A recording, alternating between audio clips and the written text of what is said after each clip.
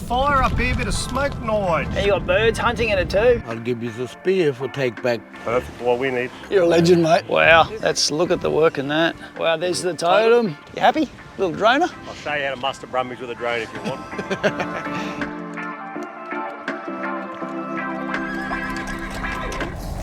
Nico and I have arrived at the Balngawarragare Indigenous Ranger Camp, also known as the Melsonby Ranges, east coast of Australia, if you're not familiar with it, Cape York Peninsula. And the Balngawarra group, they look after a big section of country that borders the Normanby River. The activities that you'll see them undertaking are very much looking after country, so active fire management, pest control, weed control, looking after archaeology, just to name a few. Plenty of fishing to be had here as well, which we love. It's time for Nico and I to get busy.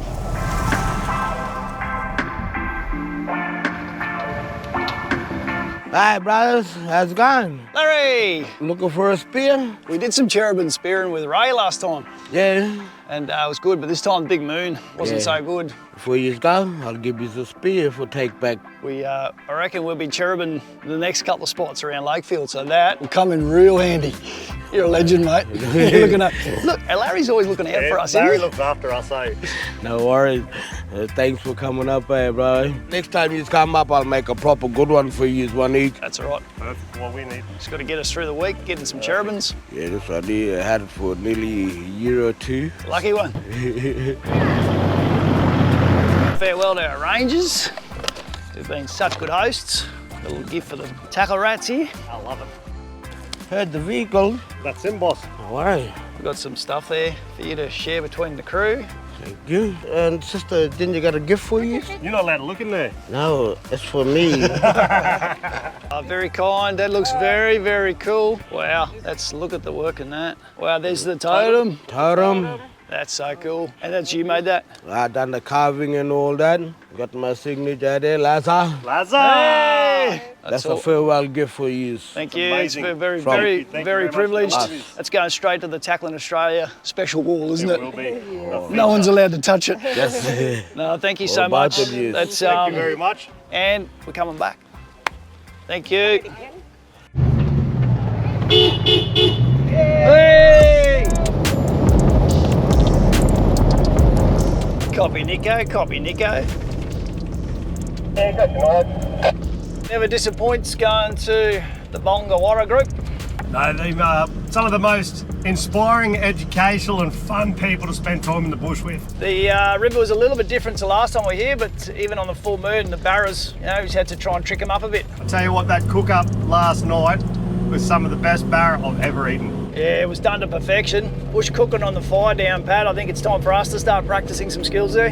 Vince told us last night, I think we're going to be able to perfect this a little bit better moving forward. What's the drive now?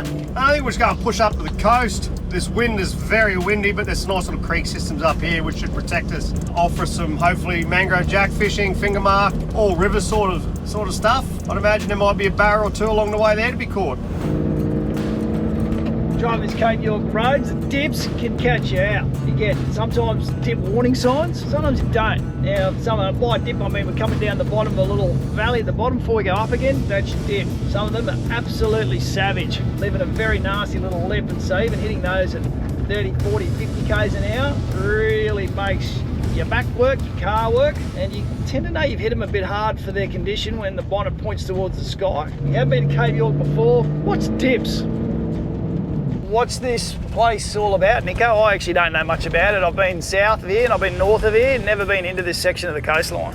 So we're on, I guess you'd call it the bottom end of Princess Charlotte Bay. It's the start of the good flatlands, I guess you'd call it, floodplain sort of country. There's lots of swamps on the back of the coast, and it makes for some incredible barramundi fishing, mangrove jack fishing with the silica sand based creeks and that around here. It's nice clean water. The barrier reef is very close to the shoreline, so it's a very unique part of the North Queensland coast, and the fishing here can just be absolutely out of control. Yeah, righto. So just estuarine systems, all the species that come with there, a bit of inshore stuff. I'm assuming there's lots of crocs around.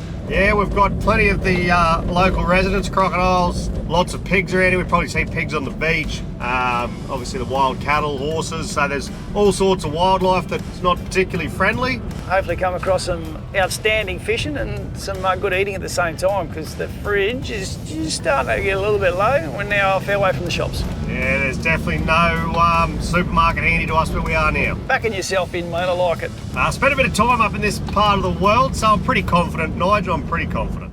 Just pulled up here, Nigel's big mob of brumbies up out of us.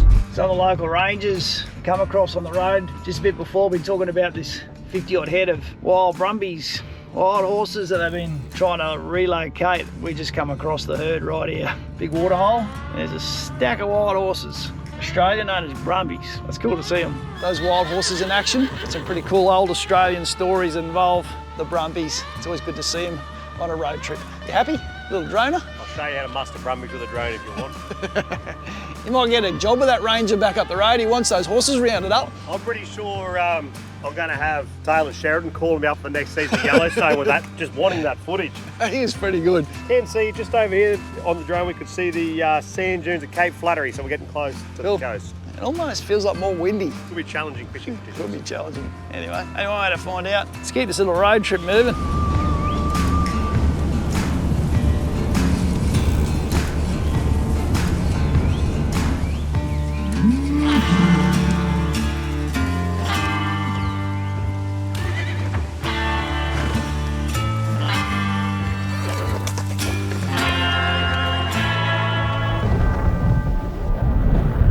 Start of a new day, admin duties. Uncharacteristically, we left a bit of our cleanup for this morning. We like doing it the night before so you don't have to worry about it and you're quick in the morning, but it was freezing cold when we finished with the boat work last night. We had dinner, we had a little sip of red wine and went, that's it, it's bedtime, we'll deal with this in the morning. Start charging batteries, camp gets packed down, turn the key, make dust and head to the next fishing spot. Days out here start wherever we are.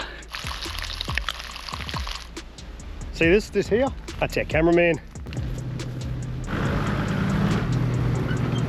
Currently driving now through the Lakefield National Park on the eastern fringe of Cape York Peninsula, and this area is renowned for its wetlands. Prime breeding grounds for fish, bird life. Crocodiles are absolutely everywhere through here, riddled with feral pigs, cattle, wild cattle, just a wild part of Australia's north. The roads are rough, they're dusty. This is where everything gets tested, these kind of corrugations. You can hear how rough it is. And it's not for the faint-hearted, but when you do get it right up here, it's one of the most epic places to go fishing on Australia's east coast. Everything that we take with us has to survive that, from outboard engines, fishing rods and reels, cooking gear, it's all got to survive this. Take your time, get prepared, make sure everything's in good running order, because if anything happens, you are on your own. But I tell you what, if you conquer this place, just one trip in your life, it'll be a journey you'll never forget. I just crossed the Laura River crossing.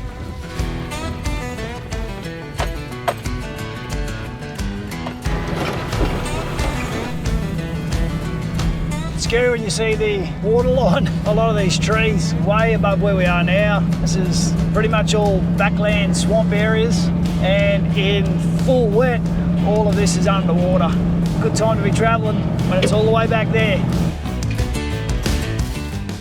Bit of fire up here, bit of smoke, Nige. It's a pretty important thing that happens up here in the north. Yeah, they're big on fire season. It's a landscape that's evolved with it, isn't it? Yeah, it's a safety practice and a bit of an environmental rejuvenator by burning off the country up here.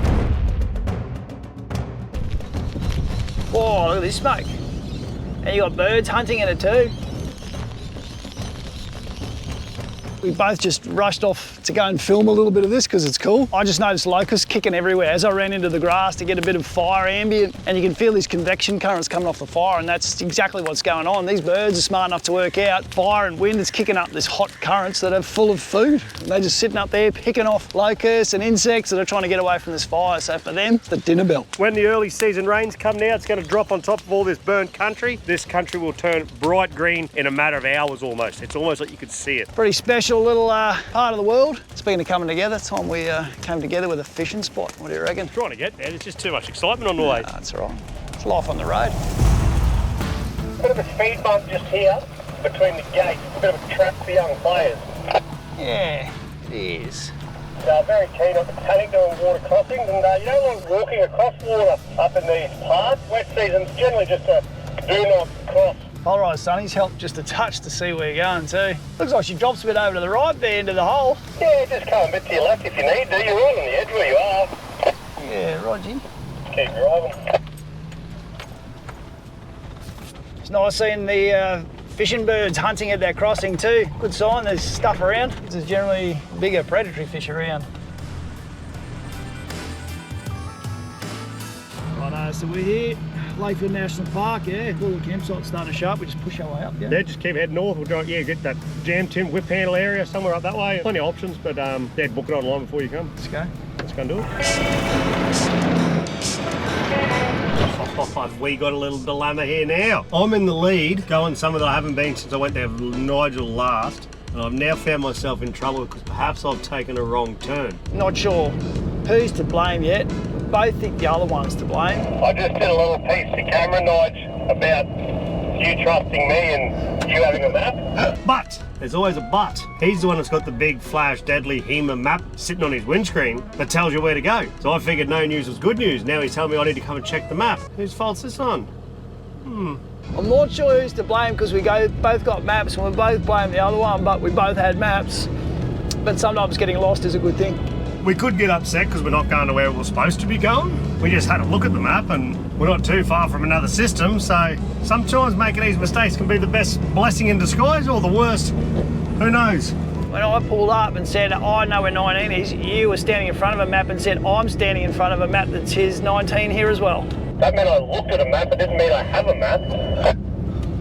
Oh, you're pulling out. I had a map, but I didn't look at it. Okay, so between you and I, who needs glasses?